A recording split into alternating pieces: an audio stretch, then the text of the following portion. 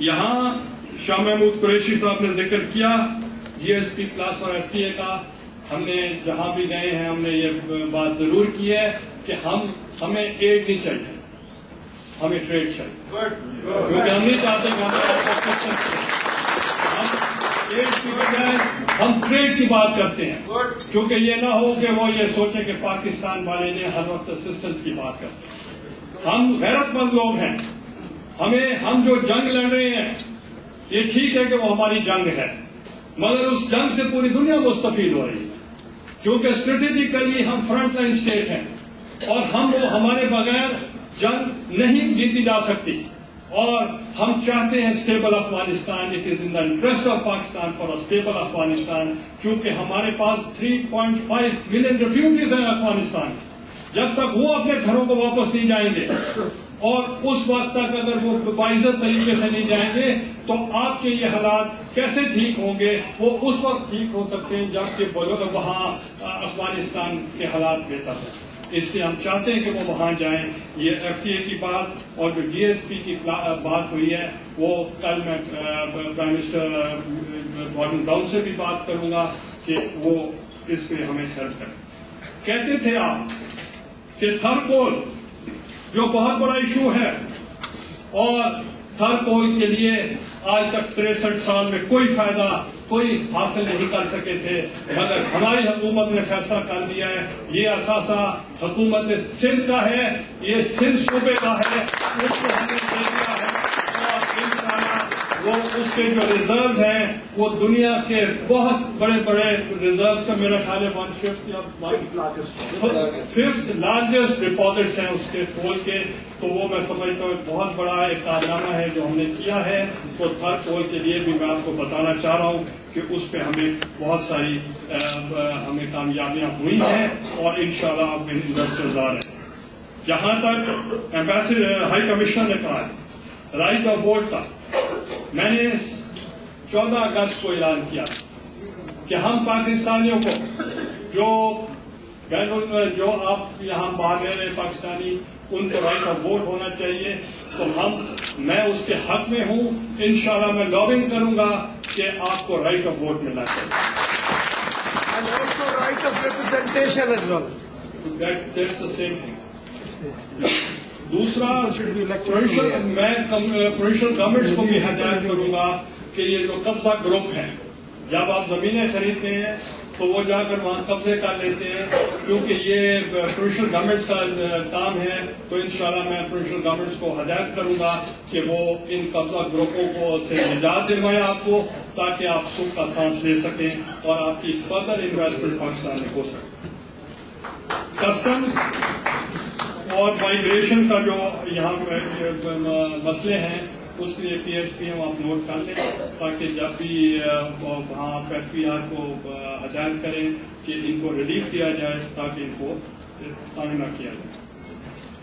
اور یہاں تک آپ نے کہا کہ ایک آپ کا جو امیج ہے اور ایک آپ کا مسلمس کا امیج جو ہے اور جو آپ کے مذہب اسلام کا امیج ڈسٹارٹ کر کے پیش کیا جا رہا ہے, یہ تو ایک امن کا درس دیتا ہے اسلام, یہ تو ایک بھائی چارے کا درس دیتا ہے.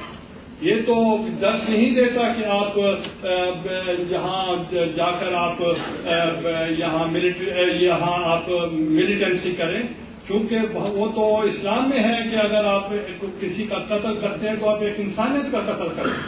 تو اس لیے میں آج ہمارے پاس بہت سینئر میڈیا کے دوست ساتھ آئے ہوئے پاکستان سے, ہم ان سے بھی گزارش کریں گے جو آپ نے بات کہی ہے تو وہ اپنے گڈ آفیسز یوز کریں. اور یہ امیج آف مسلمس جو ہیں پوری دنیا میں جو ان کے بارے میں دہشت گردی کے ساتھ ان کو منسلک کیا جاتا ہے اس کو ختم کریں. اور میں یہاں خراج تحسین پیش کرتا ہوں لارڈ نذیر احمد صاحب کہ انہوں نے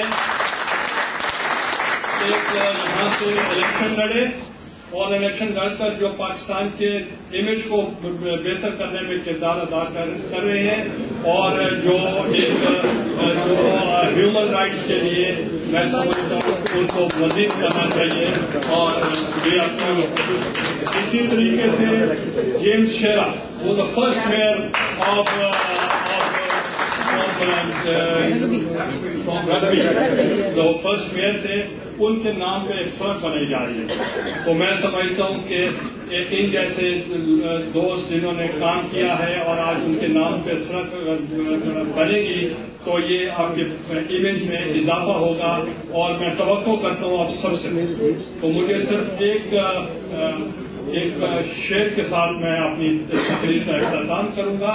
جب میری ڈاکٹر منموہن سنگھ سے بات ہوئی اور ایک صاحب نے کہا کہ وہ مذاکرات نہیں کریں گے تو ہم نے جب مذاکرات کیے 3 گھنٹے مذاکرات رہے.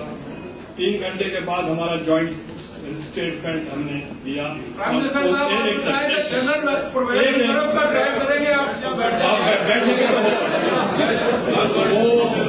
انہوں نے جو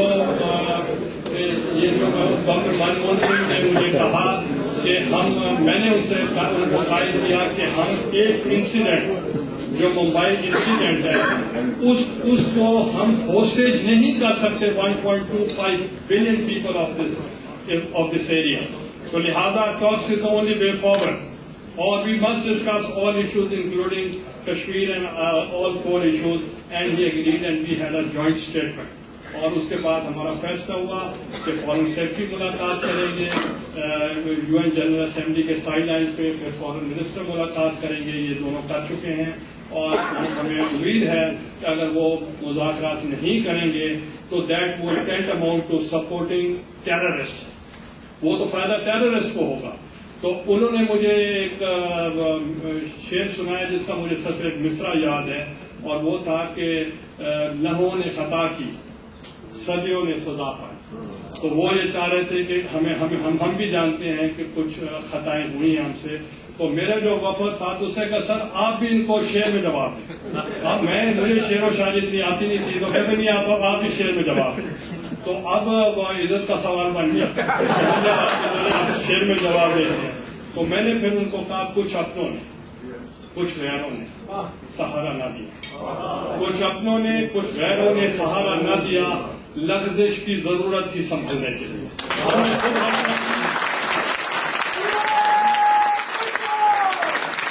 ہم نے خود غلطیاں کی اور اپنی غلطیوں سے ہم خود سیکھ گئے. اور اس سیکھنے کے بعد آج آپ نے دیکھا آپ اور ہم مل کر جو ہم نے اسٹرگل کی فار ڈیموکریسی, اور آج دنیا میں اگر کوئی ہمیں ڈیویڈنس مل رہا ہے تو وہ جمہوریت کے لیے مل رہا ہے.